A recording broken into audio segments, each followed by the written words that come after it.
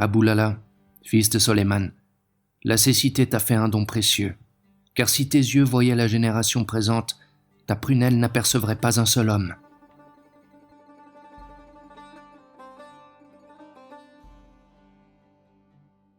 Les malheurs de ce monde sont nombreux, et le moins pénible d'entre eux, pour l'homme intelligent, c'est le trépas. C'est un malheur auquel aucune âme n'échappe et dont aucune caution ne garantit.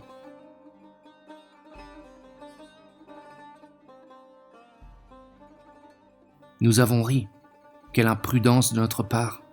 Les habitants de la terre ne doivent-ils pas pleurer? Les revirements du temps nous briseront comme du verre, mais du verre que l'on ne pourra pas refondre.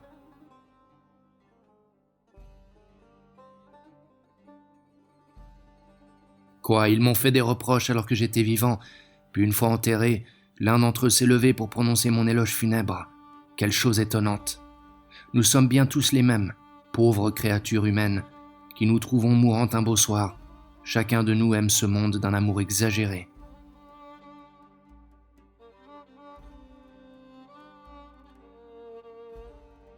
Ne cache pas pour demain ni pour après-demain ta subsistance journalière, car chaque jour apporte avec lui son pain quotidien. Au lieu de chercher à obtenir la moindre subsistance, amasse plutôt de bonnes actions. Ce sera ta seule consolation au jour du jugement dernier. Partage tes biens héréditaires comme tu l'entendras et sans te chagriner. Aucune larme ne coulera pour toi lorsque tu seras dans la tombe. Fais avec un autre que toi ce que tu aimerais qu'il te fît, et fais entendre aux hommes ce que tu veux qu'on te dise à toi-même. Les hommes, pour la plupart, sont comme le loup. Tu en fais ton compagnon, puis lorsqu'il a compris ta faiblesse, cela le rend avide.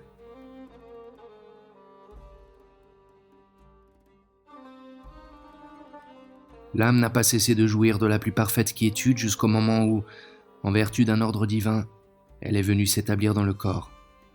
Maintenant, tous deux sont de poussière fine et plus misérables encore, mais ne craignez rien, la haine et l'envie ne vous laisseront pas solitaires.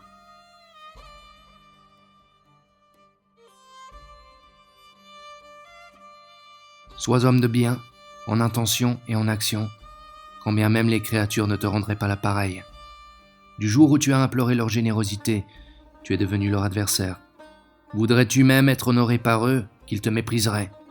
Combien de gens t'ont prêté secours à qui tu n'avais rien demandé, et combien t'ont refusé l'assistance que tu leur demandais? Vis donc pour toi-même, car les amis, pour la plupart, s'ils ne te noircissent pas un jour ou l'autre, ils ne t'embelliront certainement pas.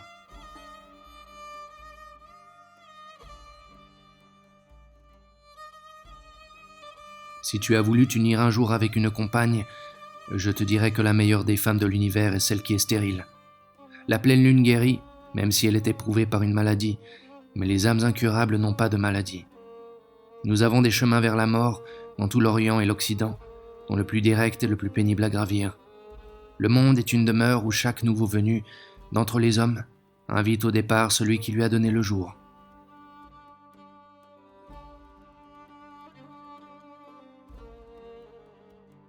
Lorsque nous examinons les affaires, il nous apparaît comme évident que le prince des hommes n'est autre que leur serviteur. L'homme qui est le moins tourmenté de soucis et de chagrins, c'est celui à qui manquent également l'argent et l'intelligence. Qu'est donc le monde, si ce n'est une station inutile, d'où l'un s'échappe tandis qu'un autre arrive?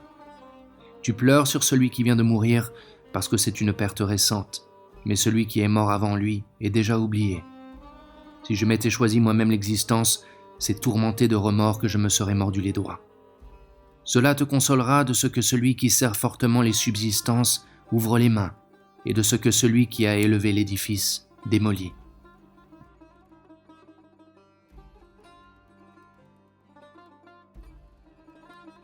Il y a peut-être, dans les sanctuaires des mosquées, des hommes qui seraient épouvantés que l'on découvre leur lieu de débauche. Si celui qui s'acquitte de ses devoirs religieux le fait par artifice, celui qui les néglige ostensiblement est certainement plus près de Dieu. Le potier qui façonne la terre doit finalement retourner à son principe, à la terre si docile à modeler. Peut-être même qu'on fera de lui un vase où quiconque le voudra boira et mangera. Il sera transporté, le malheureux, d'un pays à l'autre. Même réduit en poussière, il lui faudra donc encore se déplacer.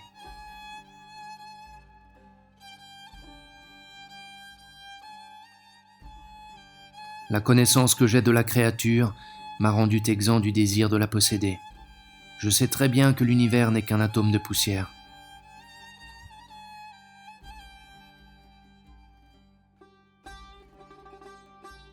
Ô temps, quel vêtement neuf n'as-tu pas usé? Lequel de tes pères n'as-tu pas ruiné? Tu as saisi l'aigle dans les hauteurs de l'atmosphère et tu as jeté le chamois à bas de sa montagne. Ton torrent ressemble à une marée montante où je vois engloutis les hommes les plus éminents comme les plus misérables. Combien refusaient au baiser leurs joues dont la terre s'est rendue maîtresse? Combien trouvaient trop lourd de porter un collier et dont le cou porte maintenant le fardeau de la terre humide?